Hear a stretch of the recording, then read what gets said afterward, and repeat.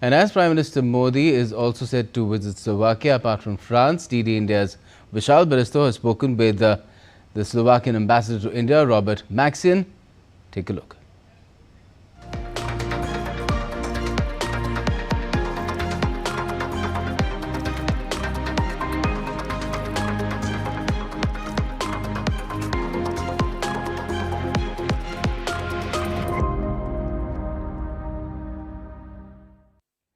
The upcoming visit of Prime Minister Narendra Modi to Bratislava is going to be quite historic. It would be the first visit by any Indian Prime Minister to Slovakia.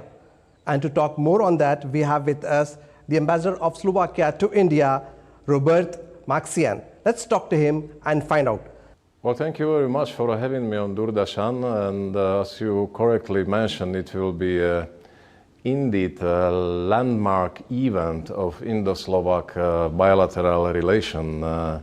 Never in our history the prime ministers of our countries have met in persons. And this is the result of the high-level political dialogue and engagement, which actually started in 2022 when Dr. Jaishankar, Minister of External Affairs, has visited Slovakia. Since that time, there have been so many meetings of our foreign affairs ministers in order to solve the actual issues of our relationship. The boost to the relationship was given by a visit of Madam President Draupadi Murmu in April last year in Slovakia, and also visit of President of the Slovak Republic, Peter Pellegrini, to India for the AI Summit in February this year. Well, absolutely. Like Ambassador, you just mentioned that both countries enjoy a very good political relationship. But there is a lot to do more on the business and investment front. Both India and Slovakia need to take their bilateral trade to next level. Yes, we are very much in the economical diplomacy, in the area of the economical cooperation with India on both sides. Those are the investments, those are both side investments.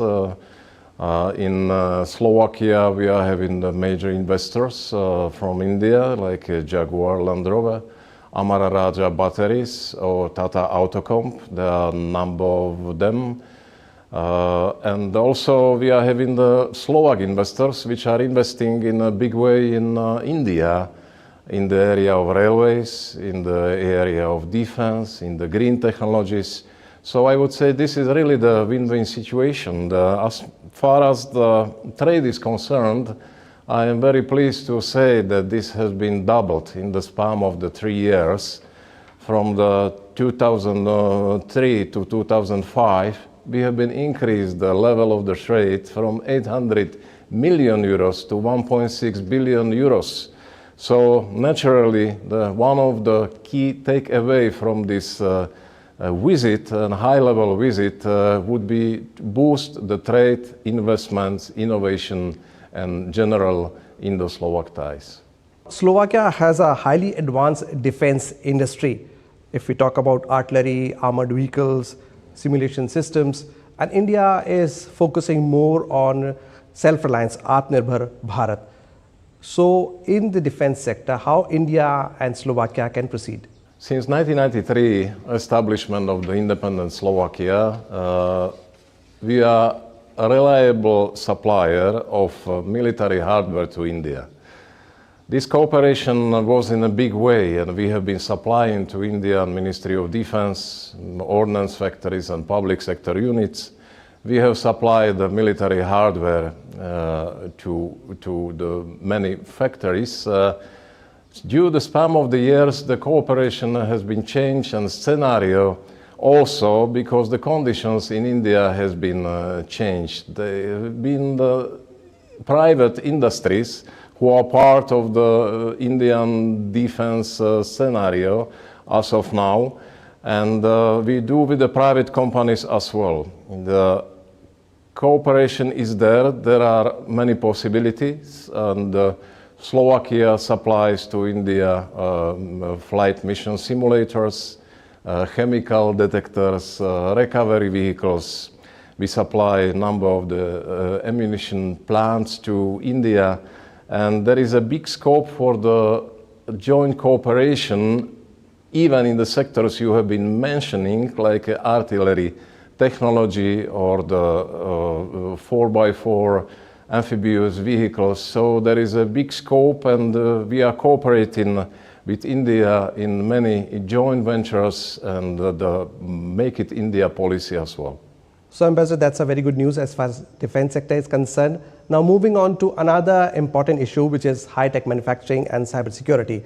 How can Slovakia take advantage of India's immense talent pool in the IT sector and also the UPI? Regulatory authorities on both countries are preparing the MOU, an agreement in the cybersecurity area, which might be announced very soon, which will be creating the framework for the cooperation of the companies both ways, in India and Slovakia.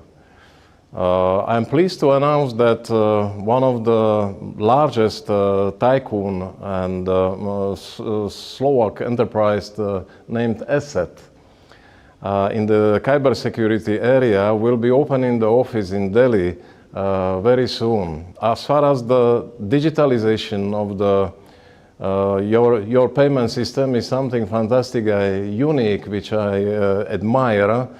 We are also having a lot of companies positioned in the digital healthcare, for example, which are doing a fantastic job and registered in the hospitals around India.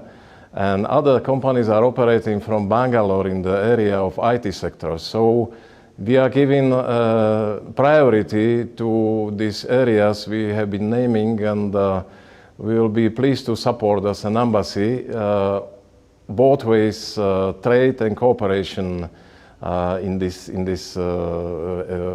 very, very promising area. Well, absolutely. Slovakia is the world's largest car producer per capita, and India is experiencing a massive push towards electric vehicles and clean mobility. How will this visit foster collaboration between Indian automobile sector and the Slovak automotive supply chain, especially regarding EV battery technology? Slovakia is largest per capita personal cars producer in the world. We are 5 million population, more than 5 million, and we are producing 1.2 million cars a year. We are having 5 to 6 largest and most important investors in Slovakia. Automotive sector is a strategic and core sector of Indo-Slovak cooperation. We are exporting roughly 100 million euros of the luxury cars to India per annum, and we are buying around 150 million euros of the spare parts for our domestic manufacturing process. So totally, we are trading 250 million euros in the automotive sector and the cars annually. There are several investors which already are working and showing a good progress in Slovakia, Jaguar Land Rover and Amara Raja batteries and others, which are obviously in the area of the automotive.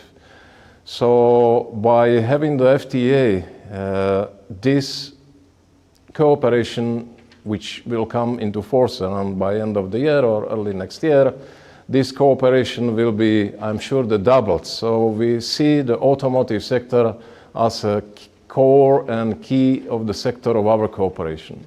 Now, Ambassador, both India and Slovakia are heavily invested in diversifying their energy mixes, including nuclear energy and green hydrogen.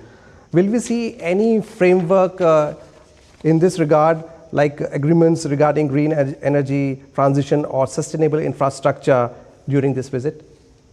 We are having the framework has been established. We are having MOU signed between regulatory authorities responsible for the nuclear energy of both of the countries. Slovakia has a very good experience in the nuclear energy because 65% of the energy mix is gained from the nuclear energy. However, in India, it is only the 2% which consists from the nuclear power. So there is a vast of experience on the Slovak side, which we can pass to India.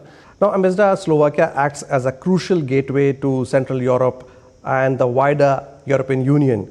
How does Bratislava view India's growing strategic footprint in the region, and how can Slovakia help accelerate the long-pending India-EU free trade agreement? Well, the Slovakia is very much supportive of early announcement and early coming into force of the FTA, which we are expecting will be soon. It will give the boost of to the trade and investments, and it will make it easy the approach of the Indian products to Slovakia and Slovak products to India as well. It will be created more free trade zone of the 2 billion people actually, and practically it means that the Indian buyers would get the items cheaper because the import duty for the luxury vehicles is 110%. Having the gradually reduction of the import duties to 10%, the Indian buyers will be able to buy our products, cars and other luxury items much cheaper than they are buying now. Obviously, we see India as a global power. We have also announced the strategy on Indo-Pacific. By the way, it was the last December, where we see India as a biggest partner in Indo-Pacific region, and a very reliable and readable partner with whom we would like to widen the cooperation further. Ambassador, talking about people-to-people contact, which is very, very important. Indian professionals, researchers and students are increasingly looking at Central Europe countries like Slovakia for opportunities. We are having a lot of MOU and agreements ready for announcement. Indian diaspora is increasing, and I am very happy. More than 10,000 Indian people are working in the Slovak industry as of now. In fact, it is the second largest working force after the Ukrainians, who are 50,000. Now, coming to the last question, how does Slovakia view leadership of Prime Minister Narendra Modi? I see in India tremendous changes. If you just start from building up the infrastructure, the numbers of ports and highways, we have not seen the 15 years back. Also the area of the digitalization, which is really simplifying the payment process in all around India, even for the poor. The AI should be also for the poor, and this is the major announcement from your government, which I really subscribe to. So either it is exploration of the space, either it is healthcare, either it is infrastructure. India is making big steps, and also solving the issues of the poverty, which is, I think, most important for the government. So we would like to continue the cooperation with India and be part of the Viksit Bharat 2047. And that's what we are doing just now, even with our investments, either in biofuel or in the area of the railways, where we are transferring the latest technologies and also creating the jobs. Well, thank you, Ambassador. On that positive note, we come to an end, and it is nice to hear from you that Slovakia stands together with India in realizing the Viksit Bharat dream of 2047.